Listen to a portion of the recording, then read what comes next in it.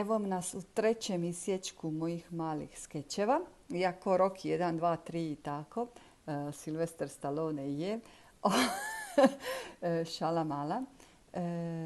Htjela sam vam u prvom redu zahvaliti zato što me niste još masakrirali. Ni moji Dalmatinci, pitomi, ni niko. Svi ste bili divni i krasni prema meni. Hvala, hvala, hvala.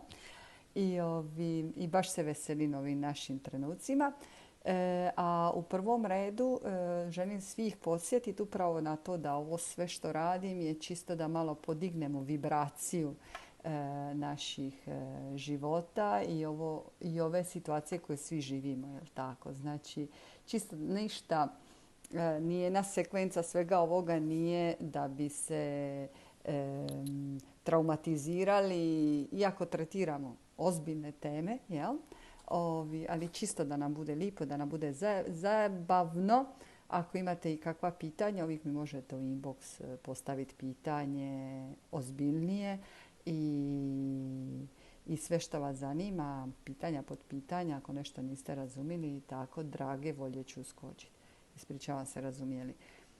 Još jednom se ispričavam svima koji će me slušati i primijetit će ovu stvarno kadencu splitsko-dalmatinsku, ali nažalost jako mi je teško. Stvarno moram se potruditi i obećajem da ću, barem dok čitam ove afirmacije, nastojat ću biti što književnija.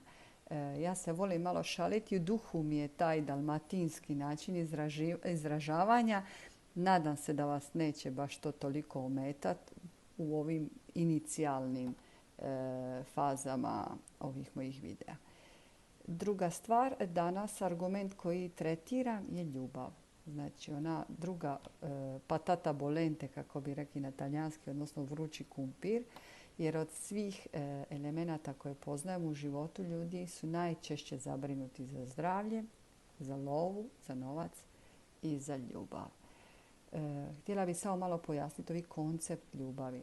Znači, ljubav je širok pojam, neophodan, jer to je jedina hrana našoj duši, našoj egzistenciji i bez ljubavi sve rane se otvaraju. Bilo da je u prijateljstvu, bilo da je u obitelji, bilo da je između dvoje osobe koji se sretnu i izaberu između sebe. Znači, ljubav je širok pojam, ali je u stvari jedinstvena u cijelom svom spektru boja.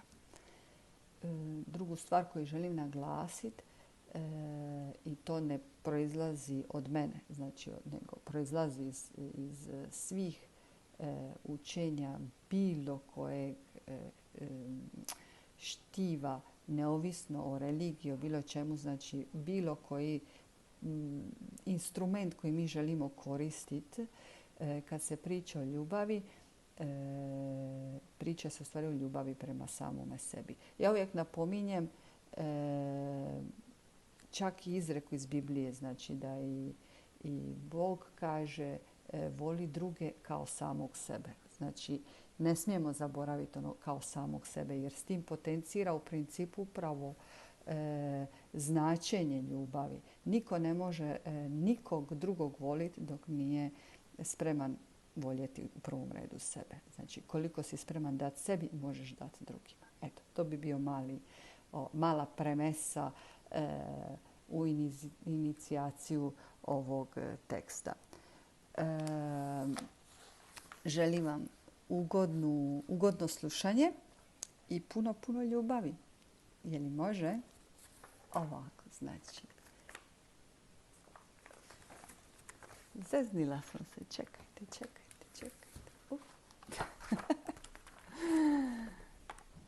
Evo me. Bila sam izvadila tekst na talijanski. Sad dobro dijalekt, dobro sve, ali sad baš i da na talijanski pričamo cijelu ovu afirmaciju nema smisla, jel tako? Se slažete s menom? To ćemo njima poslije prevesti. Znači, ljubav je moguća za mene. Opraštam i oslobađam se prošlosti. Osjećam se željeno i voljeno. Svijet je sigurno i prijateljsko mjesto za mene. Za mene je moguće voljeti i biti voljena. Doživljavam radost u svim područjima života. Sigurna sam u sebe. Vjerujem da mi život donosi samo najbolje. Ja znam što je najbolje za mene. Vjerujem i imam povjerenje u vlastite osjećaje. Sada odabiram ljubav i prihvaćam u potpunosti sebe. Zaslužujem biti voljena. Znam što znači biti voljena od vlastitog partnera. Mogu imati i održati kvalitetnu vezu.